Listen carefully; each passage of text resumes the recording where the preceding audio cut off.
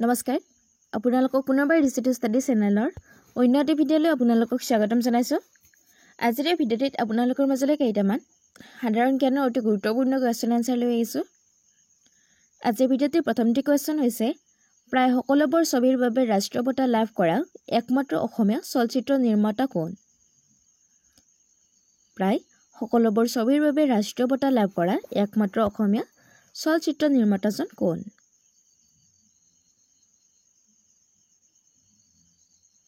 অপশ্যনৰ ভিতৰত শুদ্ধ উত্তৰটি হৈছে option number C, Bhabendranath Saikia. মনত ৰাখিব, ভৱেন্দ্ৰনাথ শইকীয়াই প্ৰায়বোৰ ছবিৰ বাবে ৰাষ্ট্ৰীয় বঁটা লাভ কৰিছে। নেক্সট কুৱেশ্যনটিত আছে প্ৰথম অসমীয়া উপন্যাসখনৰ নাম কি আছিল আৰু উপন্যাসখনৰ লেখক কোন? প্ৰথম অসমীয়া উপন্যাস কোনখন আৰু সেই উপন্যাসখনৰ লেখক কোন? অপশ্যনৰ ভিতৰত শুদ্ধ উত্তৰটি হৈছে অপশ্যন নম্বৰ চি, ভানুমতী। মনত ৰাখিব, প্ৰথম অসমীয়া উপন্যাসখন হৈছে ভানুমতী আৰু ভানুমতীৰ লিখক হৈছে পদ্মনাথ গোহাঁই বৰুৱা। মনত ৰাখিব, প্ৰথম অসমীয়া উপন্যাসখন হৈছে ভানুমতী আৰু ইয়াৰ লিখক হৈছে পদ্মনাথ গোহাঁই বৰুৱা। নেক্সট কুৱেশ্যনটিত আছে অসম সাহিত্য সভাৰ আদৰণি গীতৰ ৰচনা কোনে কৰিছিল?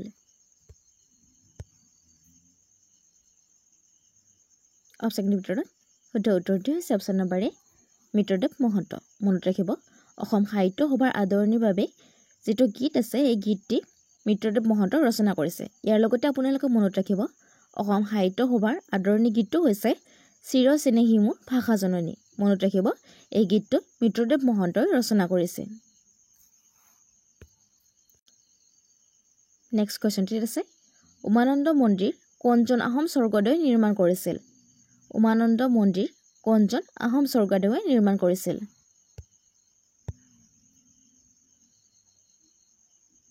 অপশ্যনৰ ভিতৰত শুদ্ধ উত্তৰটি হৈছে অপশ্যন নম্বৰ ডি, গদাধৰ সিংহ। মনত ৰাখিব, গদাধৰ সিংহই উমানন্দ মন্দিৰটো নিৰ্মাণ কৰিছিল। ইয়াৰ লগতে আপোনালোকে মনত ৰাখিব, উমানন্দ মন্দিৰ ভীষ্মাচল পাহাৰত অৱস্থিত। আৰু ইয়াৰ লগতে আপোনালোকে মনত ৰাখিব, উমানন্দ মন্দিৰটো উমানন্দ নদীদ্বীপ, যাক আমি পিকক আইলেণ্ড বা ময়ূৰদ্বীপ বুলি কোৱা হয়, তাত অৱস্থিত। নেক্সট কুৱেশ্যনটিত আছে দুগৰ চিল্ড ফুটবল প্ৰতিযোগিতা কিমান চনত আৰম্ভ কৰা হৈছিল? দুগৰ চিল্ড ফুটবল প্ৰতিযোগিতা কিমান চনত আৰম্ভ কৰা হৈছিল? অপশ্যনৰ ভিতৰত শুদ্ধ উত্তৰটি হৈছে অপশ্যন নম্বৰ এ, 1962 চনত। মনত ৰাখিব, দুগৰ চিল্ড ফুটবল প্ৰতিযোগিতা 1962 চনত আৰম্ভ হৈছিল। নেক্সট কুৱেশ্যনটিত আছে আৰ্জেণ্টিনাৰ ৰাজধানী কি? অপশ্যনৰ ভিতৰত শুদ্ধ উত্তৰটি হৈছে option number C, Buenos ears. মনত ৰাখিব, আৰ্জেণ্টিনাৰ ৰাজধানী হৈছে বুয়েনছ এয়াৰ্ছ। নেক্সট কুৱেশ্যনটিত আছে উত্তৰ পূব সীমান্ত ৰেলৱেৰ মুখ্য কাৰ্যালয় ক'ত? উত্তৰ পূব সীমান্ত ৰেলৱেৰ মুখ্য কাৰ্যালয় ক'ত? এই কুৱেশ্যনটোৰ এনচাৰ আপোনালোকে কমেণ্ট বক্সত কমেণ্ট কৰি জনাব। নেক্সট কুৱেশ্যনটিত আছে মহেঞ্জো-দাৰো কোনে আৱিষ্কাৰ কৰিছিল? অপশ্যনৰ ভিতৰত শুদ্ধ উত্তৰটি হৈছে option number C, R D Banerjee. R D Banerjee. মনত ৰাখিব, মহেঞ্জো-দাৰো আৰ ডি বেনাৰ্জীয়ে আৱিষ্কাৰ কৰিছিল। নেক্সট কুৱেশ্যনটিত আছে সিন্ধু উপত্যকা সভ্যতাৰ বিশাল স্নানাগাৰ কোন ঠাইত আৱিষ্কৃত হৈছিল? সিন্ধু উপত্যকা সভ্যতাৰ বিশাল স্নানাগাৰ কোন ঠাইত আৱিষ্কৃত হৈছিল?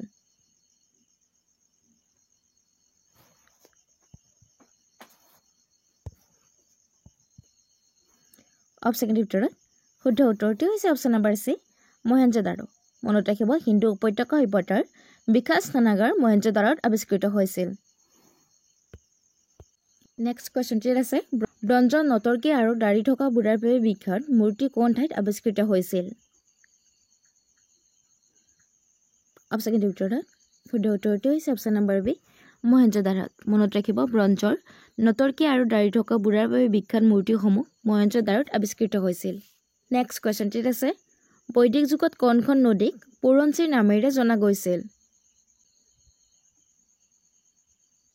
অপশ্যনৰ ভিতৰত শুদ্ধ উত্তৰটি হৈছে অপশ্যন নম্বৰ চি, ৰবি। মনত ৰাখিব, ৰবি নৈখনক বৈদিক যুগত পুৰুঞ্চি নামেৰে জনা গৈছিল নেক্সট কোৱেশ্চনটিত আছে মৌৰ্য সম্ৰাট বিন্দুসাৰক কি গ্ৰন্থত অমিত্ৰ ঘাট নামেৰে উল্লেখ কৰা হৈছে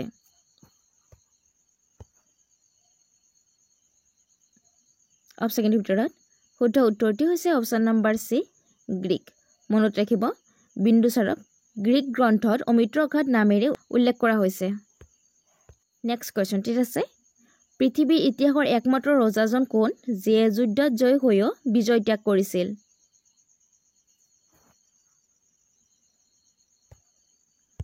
অপচনৰ ভিতৰত শুদ্ধ উত্তৰটি হৈছে অপচন নম্বৰ সি অশোক মনত ৰাখিব অশোকে হৈছে একমাত্ৰ ৰজা যিয়ে যুদ্ধত জয় হৈও বিজয় ত্যাগ কৰিছিল নেক্সট কোৱেশ্চনটিত আছে মৌৰ্য সাম্ৰাজ্যৰ সময়ছোৱাত শিক্ষাৰ মূল কেন্দ্ৰ কি আছিল মৌৰ্য সাম্ৰাজ্যৰ সময়ছোৱাত শিক্ষাৰ মূল কেন্দ্ৰ কি আছিল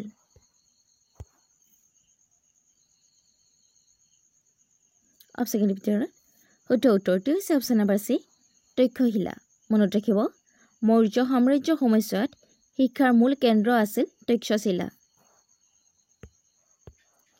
নেক্সট কোৱেশ্চনটিত আছে মহাভাষ্যৰ ৰচক কোন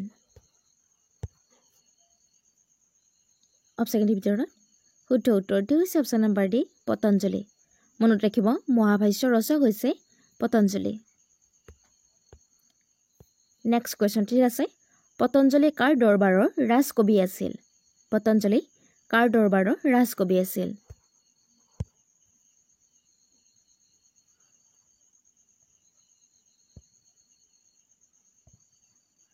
অপচনৰ ভিতৰত শুদ্ধ উত্তৰটি হৈছে অপচন নম্বৰ এ পুষ্যমিত্ৰ শুংগ মনত ৰাখিব পতঞ্জলি পুষ্যমিত্ৰ শুংগৰ ৰাজকবি আছিল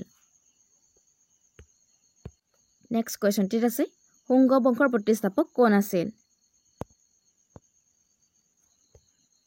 অপচনৰ ভিতৰত শুদ্ধ উত্তৰটি হৈছে অপচন নম্বৰ সি পুষ্যমিত্ৰ মনত ৰাখিব শুংগ বংশৰ প্ৰতিষ্ঠাপক হৈছে পুষ্যমিত্ৰ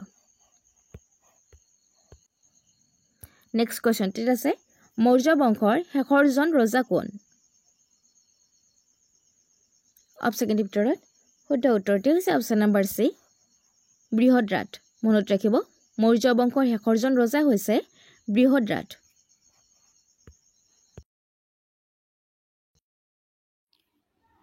নেক্সট কোৱেশ্চনটিত আছে মহেঞ্জোদাৰোৰ স্থায়ী নাম কি মহেঞ্জোদাৰোৰ স্থায়ী নাম কি অপচনৰ ভিতৰত শুদ্ধ উত্তৰটি হৈছে অপচন নম্বৰ বি মৃতকৰ টিলা মনত ৰাখিব মহেঞ্জোদাৰোৰ স্থায়ী নাম হৈছে মৃতকৰ টিলা